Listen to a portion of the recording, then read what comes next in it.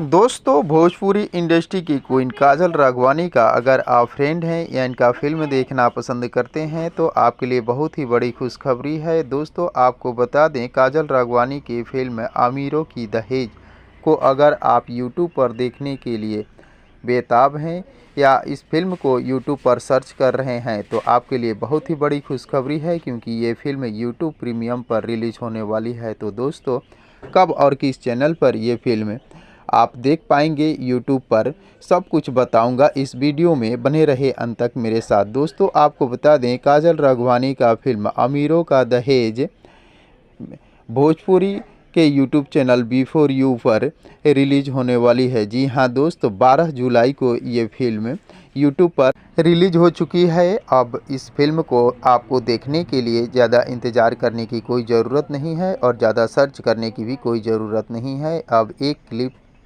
पर ही आप इस फिल्म को देख सकते हैं। तो दोस्तों, Bhojpuri YouTube channel before you पर जाइए और वहां से इस फिल्म का आनंद उठाइए। तो दोस्तों, काजल राघवानी की ये फिल्म दहेज प्रथा पर बनी हुई फिल्म है।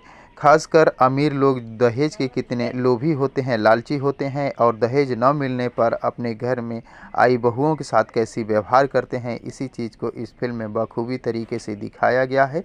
तो दोस्तों, बेहद ही खूबसूरत पारिवारिक ये फिल्म है। इस फिल्म को देखने के लिए आप सभी दोस्त कितने एक्साइटेड हैं, कमेंट बॉक्स में मुझे ज़रूर बताने की कोशिश कीजिएगा।